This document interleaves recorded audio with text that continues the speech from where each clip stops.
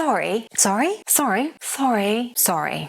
When a British person says sorry, there is only about a 1 in 6 chance that they are actually apologising. The other times, it's a completely different word doing a completely different job.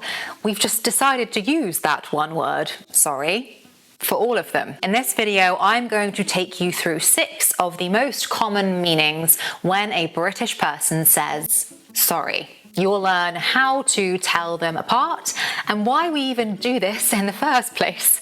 Most importantly, by the end, you will be able to walk down a British street and decode all of the various apologies you hear. First, a bit of context, because genuinely, this is something very British.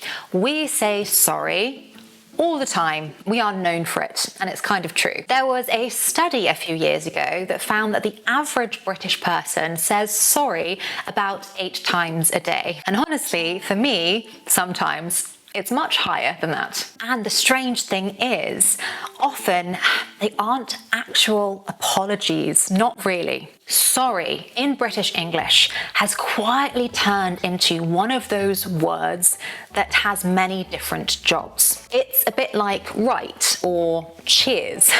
The dictionary definition is only just the start. And the reason is something I've talked about on this channel before, our indirectness, the British indirectness. We are absolute masters of indirectness. We'd rather say almost anything else than the thing we really mean. It's just part of our culture, our indirect culture. So instead of saying, get out of my way, or I didn't hear you, or I completely disagree with everything you just said, we will just say sorry and let the tone do the work.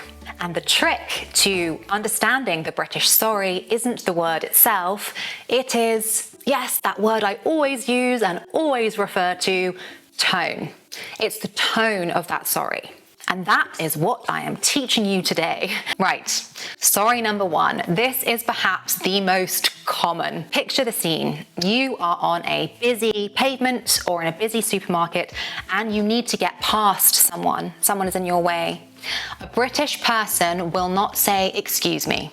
They will say, sorry, sorry, sorry, just like that, almost cheerful with a slightly higher pitch. Barely a word, really, it's just more of a noise. And it means, I'm here, please let me past. Sorry. Sometimes with a little gesture like, oh, sorry, can I squeeze past? You'll hear that one constantly. On the tube or any sort of public transport, on a street, when 2 people are trying to get through the doorway at the same time. Oh, sorry. It is completely automatic. Most times we don't even realize we're doing it. And how can you tell from the tone? The tone goes up and it's very fast. Sorry. If someone says sorry and it only lasts half a second while they are moving past you, that is the meaning, excuse me. Sorry? Sorry? Sorry number 2. This one is also very common. Someone says something to you and you don't quite catch it. You don't quite hear it. Perhaps it's that the room is very noisy, or perhaps it's that they mumble or don't speak very clearly. Most textbooks will teach you pardon or can you repeat that? And those are correct. You can absolutely use them. But 9 times out of 10, a British person will say, sorry?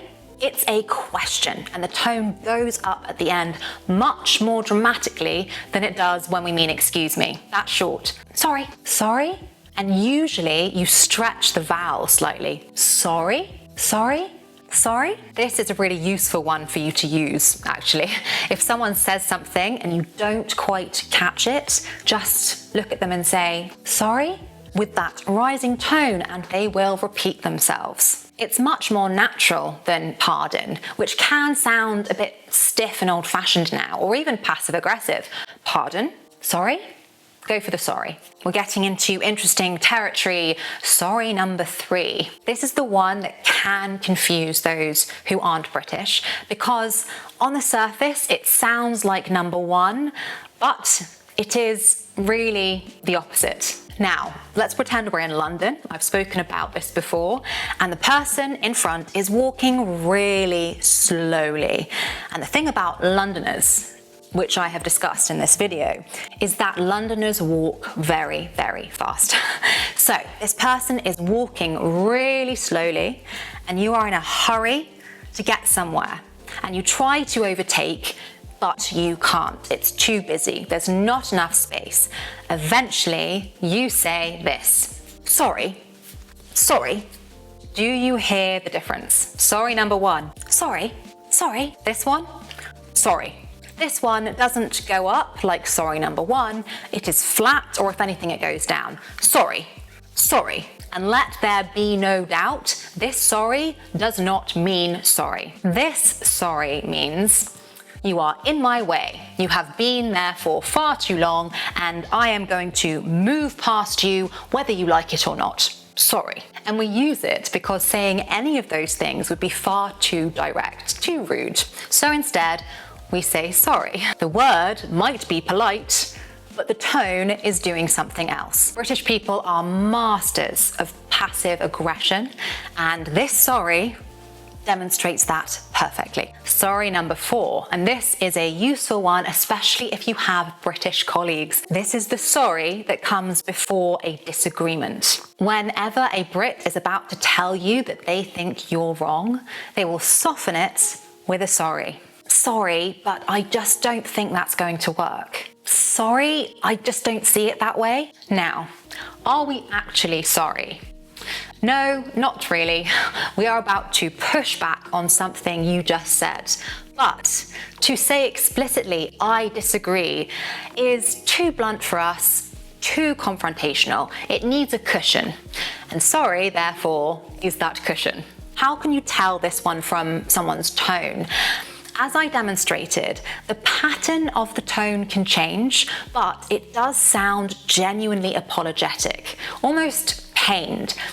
Sorry, but... See, the tone can change, but they all sound pained. It sounds like they are genuinely sorry they have to say this, and it is always accompanied by that but. Sorry, but. If you hear a sorry and a but follows within a few seconds, you are about to be disagreed with. Politely, but disagreed with. Sorry number five is a gentler one. Somebody tells you something sad. Their grandmother died, their dog's ill, or they've decided they're going to divorce their spouse. Whatever it is, they've had a really tough week. So, what does a Brit say? Oh, I'm so sorry. Oh no, I'm really sorry to hear that. Now, we haven't done anything wrong. It's not our fault that they are having a bad week or that their dog is ill. It's just a gentle way of saying, I'm sad for you. I feel for you. In British English, the sorry here means, I'm sorry that this thing happened to you. And how can you tell this one from its tone? It's slower. It tends to be lower pitched. There's often an O in front of it. Oh, I'm so sorry. And there's a sort of warmth to it. There's a communication of empathy in there. And the facial expression matters here too. Soft eyes, a slight head tilt, pained look.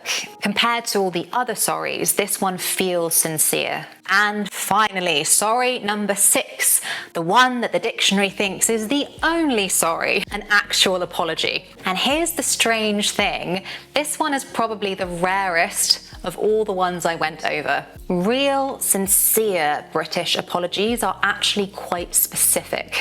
So look out for these signs. First, a real apology is almost never just sorry on its own. It is usually accompanied by other words. Otherwise, it feels a bit disingenuous. For example, I'm really sorry, or I'm so sorry about that. I do apologise. The second sign is that it almost always says what it's sorry for. I'm so sorry I'm late. I'm really sorry about earlier. I was just having a bad day. I'm so sorry for what I said. If somebody actually names the thing, then it's a real apology. And in terms of how it's said, it's lower, it's slower, it has more weight to it. There's usually eye contact. There might be a slight wince. I'm so sorry. And it feels different from all the other sorries because it is so deliberate. All the other sorries happen automatically without us really even thinking about it, but this sorry comes with intention. So if a British person looks you in the eye, slows down and says, "I'm really sorry about X," take it, because that's the rare one. That's the actual apology.